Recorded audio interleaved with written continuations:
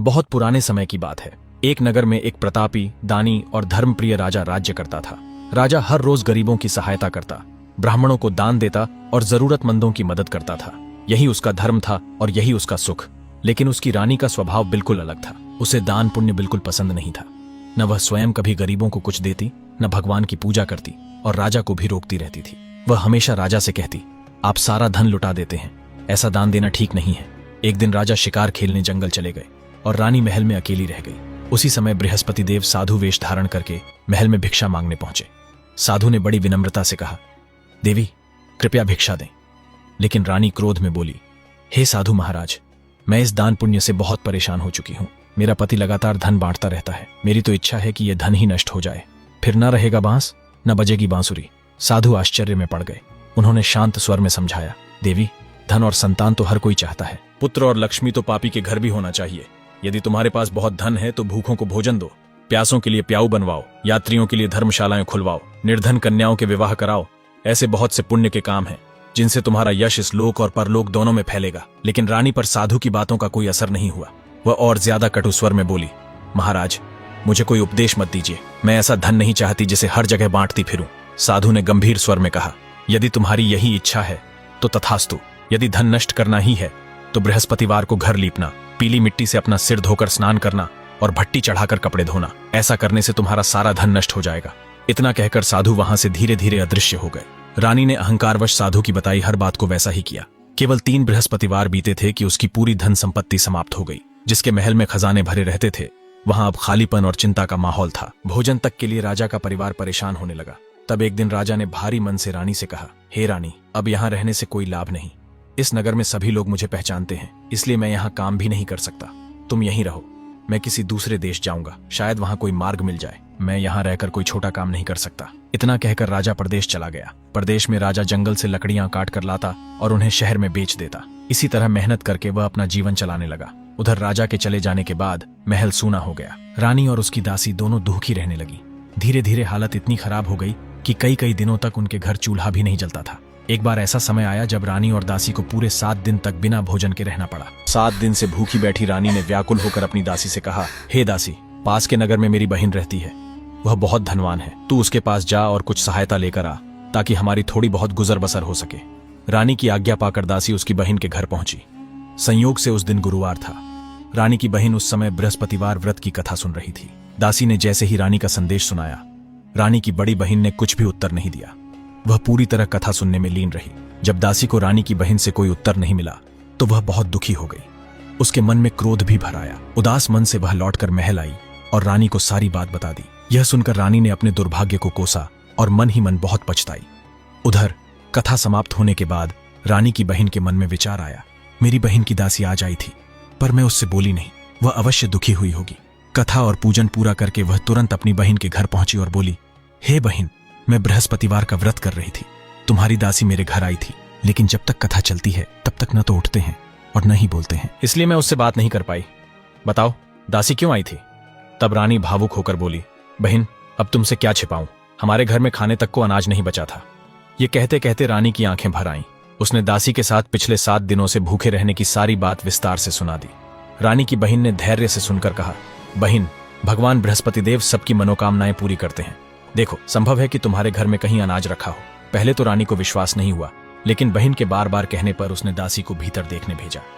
अंदर जाकर दासी ने देखा कि वहां सचमुच अनाज से भरा एक घड़ा रखा हुआ है। यह देखकर वह बहुत आश्चर्यचकित हो गई। दासी दौड़कर रानी के पास आई और बोली, हे रानी, जब हमें भोजन नहीं मिलता तो हम अपने आप व्रत ही कर लेते हैं। क्यों ना हम भी बृहस्पतिवार का व्रत और कथा करने की विधि पूछ लें, ताकि आगे हमें कष्ट ना हो। तब रानी ने अपनी बहन से बृहस्पतिवार व्रत के बारे में पूछा। बहन ने बताया, बृहस्पतिवार के व्रत में चने की दाल और मुनक्का लेकर केले की जड़ में विष्णु भगवान का पूजन करना चाहिए, दीपक जलाना चाहिए, व्रत कथा सुननी चाहिए और केवल पीला भोजन ही ग्रहण करना चाहिए। इससे बृहस्पति देव अत्यंत प्रसन्न होते हैं। व्रत और पूजन की पूरी विधि समझाकर रानी की बहन अपने घर लौट गई। 7 दिन बाद जब फिर से गुरुवार आया तो रानी और दासी ने पूरे मन से व्रत रखा। वे घुड़साल में जाकर चना और गुड़ लेकर आईं, फिर केले की जड़ और विष्णु भगवान का विधिपूर्वक पूजन किया। लेकिन मन में एक चिंता थी, अब पीला भोजन कहां से आए। इस बात को लेकर दोनों बहुत दुखी हो गईं। चूंकि उन्होंने श्रद्धा से व्रत रखा था, इसलिए बृहस्पति देव उनसे प्रसन्न हुए। उन्होंने एक साधारण व्यक्ति का रूप धारण किया और 2 थालों में सुंदर पीला भोजन दासी को दे गए। भोजन पाकर दासी बहुत प्रसन्न हुई। फिर उसने रानी के साथ मिलकर भोजन ग्रहण किया। इसके बाद वे हर गुरुवार को नियमित रूप से व्रत और पूजन करने लगी। बृहस्पति भगवान की कृपा से उनके घर में फिर से धन संपत्ति आने लगी। लेकिन दुर्भाग्यवश कुछ समय बाद रानी फिर से पहले की तरह आलसी और लापरवाह होने लगी। तब दासी बोली, देखो रानी, तुम पहले भी इसी तरह आलस्य करती थी। तुम्हें धन संभाल कर रखने में कष्ट होता था, इसलिए सारा धन नष्ट हो गया था। अब जब भगवान बृहस्पति की कृपा से फिर से धन मिला है तो तुम्हें फिर आलस्य सूझ रहा है। बड़ी मुसीबतों और कष्टों के बाद हमने यह धन पाया है, इसलिए हमें दान पुण्य करना चाहिए, भूखे मनुष्यों को भोजन कराना चाहिए और धन को शुभ कार्यों में लगाना चाहिए, ताकि तुम्हारे कुल का यश बढ़े, स्वर्ग की प्राप्ति हो और पितृ प्रसन्न हो। दासी की बात मानकर रानी ने अपना धन शुभ कार्यों में खर्च करना शुरू कर दिया, जिससे पूरे नगर में उसका यश फैलने लगा। एक दिन राजा दुखी होकर जंगल में एक पेड़ के नीचे आसन लगाकर बैठ गया और अपनी दशा को याद करके व्याकुल होने लगा। वह दिन बृहस्पतिवार का था। अचानक उस निर्जन वन में एक साधु प्रकट हुआ। वह साधु वेश में स्वयं बृहस्पति देवता थे। वे लकड़हारे के सामने आकर बोले, हे लकड़हारे, इस सुनसान जंगल में तुम चिंता मग्न क्यों बैठे हो? लकड़हारे ने दोनों हाथ जोड़कर प्रणाम किया और बोला, महात्मा जी, आप सब कुछ जानते हैं, मैं क्या कहूं? इतना कहकर वह रोने लगा और अपनी पूरी कहानी साधु को सुनाई। महात्मा जी बोले, तुम्हारी पत्नी ने बृहस्पति के दिन बृहस्पति भगवान का अनादर किया था, इसी कारण वे रुष्ट हुए और तुम्हारी यह दशा हो गई। अब तुम चिंता छोड़कर मेरे कहे अनुसार चलो, तुम्हारे सब कष्ट दूर हो जाएंगे और भगवान तुम्हें पहले से भी अधिक संपत्ति देंगे। तुम बृहस्पति के दिन कथा किया करो, 2 पैसे के चने मुनक्का लेकर प्रसाद बनाओ, शुद्ध जल में शक्कर मिलाकर लौटे में अमृत तैयार करो और कथा के बाद परिवार व श्रोताओं में अमृत और प्रसाद बांटकर स्वयं भी ग्रहण करो। ऐसा करने से भगवान तुम्हारी सब मनोकामनाएं पूरी करेंगे। साधु की बात सुनकर लकड़हारा बोला, महाराज, लकड़ी बेचकर इतना धन नहीं मिलता कि भोजन के बाद कुछ बचा सकूं। तब साधु बोले, हे लकड़हारे, तुम किसी बात की चिंता मत करो। बृहस्पति के दिन रोज की तरह लकड़ियां को लेकर शहर जाओ, तुम्हें रोज से 2 गुना धन मिलेगा। उससे तुम आराम से भोजन भी कर लोगे और पूजा का सामान भी आ जाएगा। इतना कहकर साधु अंतर्ध्यान हो गए। समय बीतते बीतते फिर बृहस्पतिवार आया। लकड़हारा जंगल से लकड़ी काटकर शहर गया और सचमुच उसे उस दिन बाकी दिनों से अधिक धन मिला। राजा ने चना गुड़ आदि लाकर गुरुवार का व्रत किया।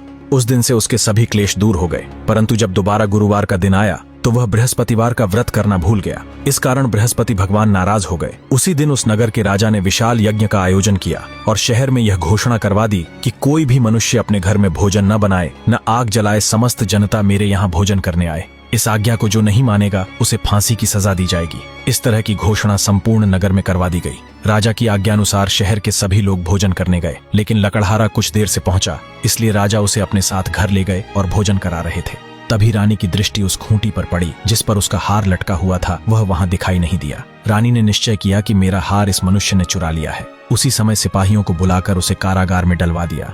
जब लकड़हारा कारागार में पहुंचा तो बहुत दुखी होकर विचार करने लगा कि न जाने किस पूर्व जन्म के कर्म से मुझे यह दुख प्राप्त हुआ है, और उसी साधु को याद करने लगा जो जंगल में मिला था। उसी समय तत्काल बृहस्पति देव साधु के रूप में प्रकट हुए और उसकी दशा देखकर कहने लगे, अरे मूर्ख, तूने बृहस्पति देव की कथा नहीं की, इस कारण तुझे दुख प्राप्त हुआ है। अब चिंता मत कर, बृहस्पतिवार के दिन कारागार के दरवाजे पर 4 पैसे पड़े मिलेंगे, उनसे तू बृहस्पति देव की पूजा करना, तेरे सभी कष्ट दूर हो जाएंगे। बृहस्पति के दिन उसे सचमुच 4 पैसे मिले। लकड़हारे ने कथा कही।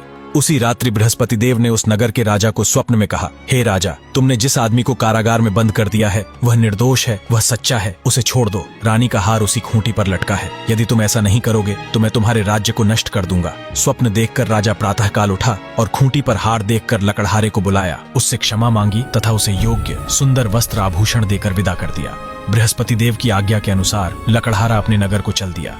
राजा जब अपने नगर के निकट पहुंचा तो उसे बड़ा आश्चर्य हुआ। नगर में पहले से अधिक बाग, तालाब, कुएं तथा बहुत सी धर्मशालाएं और मंदिर आदि बन गए थे। राजा ने पूछा, ये किसके बाग और धर्मशालाएं हैं? तब नगर के सब लोग कहने लगे, ये सब रानी और बांदी के हैं। ये सुनकर राजा को आश्चर्य भी हुआ और गुस्सा भी आया। जब रानी ने यह खबर सुनी कि राजा आ रहे हैं तो उन्होंने बांदी से कहा, हे दासी, देख, राजा हमें कितनी बुरी हालत में छोड़ गए थे। हमारी ऐसी हालत देखकर कहीं वह लौट न जाए, इसलिए तू दरवाजे पर खड़ी हो जा। आज्ञानुसार दासी दरवाजे पर खड़ी हो गई। राजा आए तो वह उन्हें अपने साथ भीतर ले आई। तब राजा ने क्रोध करके अपनी रानी से पूछा कि यह धन तुम्हें कैसे प्राप्त हुआ है? रानी ने कहा, हमें यह सब धन बृहस्पति देव के व्रत के प्रभाव से प्राप्त हुआ है। बृहस्पति भगवान की कृपा को देखकर राजा ने निश्चय किया कि 7 दिन बाद तो सभी बृहस्पति देव का पूजन करते हैं, परंतु मैं प्रतिदिन दिन में 3 बार कहानी कहूंगा तथा रोज व्रत किया करूंगा।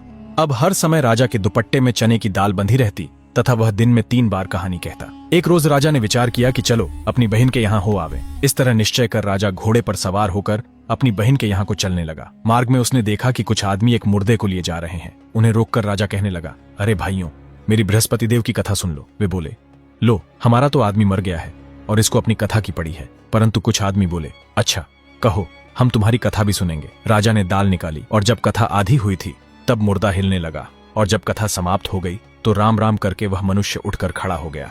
आगे मार्ग में उसे एक किसान खेत में हल चलाता मिला। राजा ने उसे देखा और बोला, अरे भैया, तुम मेरी बृहस्पतिवार की कथा सुन लो। किसान बोला, जब तक मैं तेरी कथा सुनूंगा तब तक 4 हरैया जोत लूंगा। जा, अपनी कथा किसी और को सुनाना। इस तरह राजा आगे चलने लगा। राजा के हटते ही बैल पछाड़ खाकर गिर गए तथा किसान के पेट में बहुत जोर का दर्द होने लगा। उसी समय उसकी माँ रोटी लेकर आई। उसने जब यह देखा तो अपने पुत्र से सब हाल पूछा और बेटे ने सभी हाल कह दिया। तब बुढ़िया दौड़ी दौड़ी उस घुड़सवार के पास गई और बोली, मैं तेरी कथा सुनूंगी, तू अपनी कथा मेरे खेत पर चलकर ही कहना। राजा बुढ़िया के खेत पर गया और उसने कथा कही, जिसके सुनते ही बैल उठ खड़े हुए तथा किसान के पेट का दर्द भी बंद हो गया।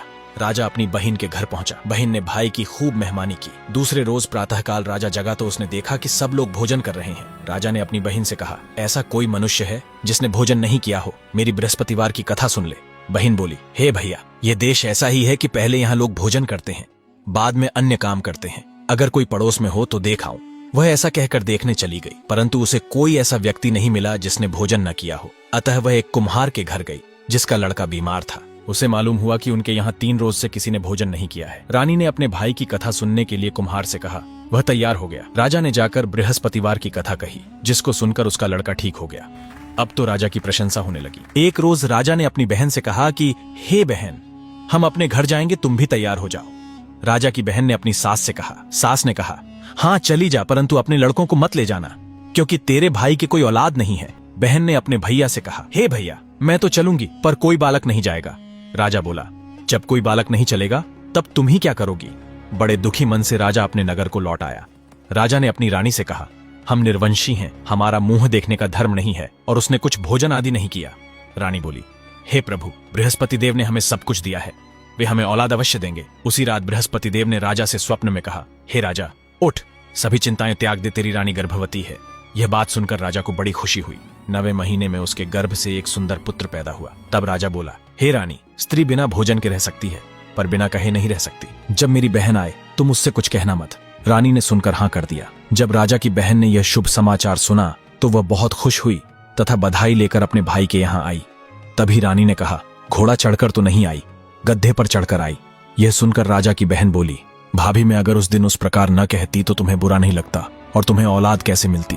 अर्थात जब मैंने उस दिन वह कथन कहा तभी आपको औलाद की कमी का अनुभव हुआ और आपने बृहस्पति भगवान की शरण ली, जिनकी कृपा से तुम्हें पुत्र की प्राप्ति हुई। जो भक्त इस कथा को श्रद्धा और भाव से सुने उसकी हर मनोकामना पूर्ण होती है और उस पर बृहस्पति भगवान की कृपा बनी रहती है। हमारी आपसे बस इतनी ही आशा है कि आप चैनल को सब्सक्राइब करें और कमेंट में यह जरूर बताएं कि आपको यह कथा कैसी लगी।